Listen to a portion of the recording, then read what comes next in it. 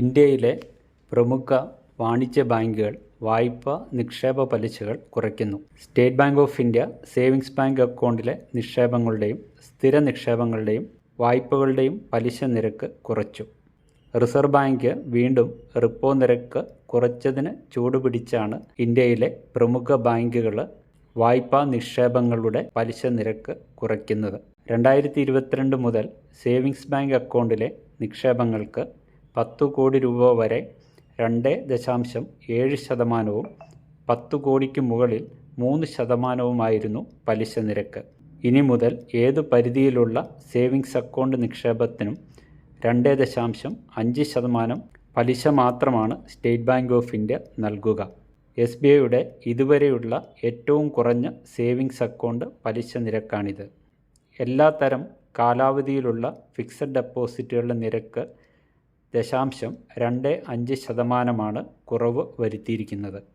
പുതിയ നിക്ഷേപങ്ങളിലേക്കോ നിലവിലുള്ളതിൻ്റെ കാലാവധി തീരുമ്പോൾ പുതുക്കുകയോ ചെയ്യുമ്പോഴാണ് പുതിയ പലിശ നിരക്ക് ബാധകമാകുന്നത്. വായ്പാ നിരക്കിൽ 0.5% കുറവും വരുത്തിയിട്ടുണ്ട്.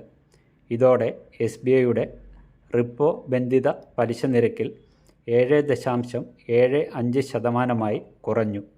നിരക്കുകൾ ജൂൺ 15 മുതൽ പ്രാബല്യത്തിലായി. ഇനി SBI നിക്ഷേപങ്ങൾക്ക് നൽകുന്ന ഇൻട്രസ്റ്റ് റേറ്റ് എത്രയെന്ന് പരിശോധിക്കാം. 3 കോടി രൂപയ്ക്ക് താഴെയുള്ള നിക്ഷേപങ്ങൾ 7 മുതൽ 45 ദിവസം വരെയും 3.05%, 46 ദിവസം മുതൽ 179 ദിവസം വരെയുള്ള നിക്ഷേപങ്ങൾക്ക് 5.05%, 180 മുതൽ 210 ദിവസം വരെയുള്ള നിക്ഷേപങ്ങൾക്ക് 5.8%, 211 ദിവസം മുതൽ 1 വർഷം വരെയുള്ള നിക്ഷേപങ്ങൾക്ക് 6.05%, 1 വർഷം മുതൽ 2 വർഷം വരെയുള്ള നിക്ഷേപങ്ങൾക്ക് 6.25%, 2 വർഷം മുതൽ 3 വർഷം വരെയുള്ള നിക്ഷേപങ്ങൾക്ക് 6.45%, 3 വർഷം മുതൽ 5 വർഷം വരെയുള്ള നിക്ഷേപങ്ങൾക്ക് 6.3%, 5 വർഷത്തിനും 10 വർഷത്തിനും ഇടയിലുള്ള നിക്ഷേപങ്ങൾക്ക് 6.05% പുതുക്കിയ പലിശ നിരക്ക്. പോസ്റ്റ് ഓഫീസിലുള്ള നിക്ഷേപങ്ങളുടെയും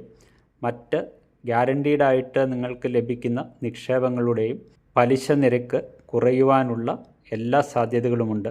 നിങ്ങൾ സ്ഥിര നിക്ഷേപങ്ങൾക്കായി കരുതി വച്ചിരിക്കുന്ന പണം എത്രയും പെട്ടെന്ന് നിക്ഷേപങ്ങൾ നടത്തിയാൽ ഇന്ന് നിലവിലുള്ള കൂടിയ പലിശ നിരക്ക് ലഭിക്കുന്നതാണ്.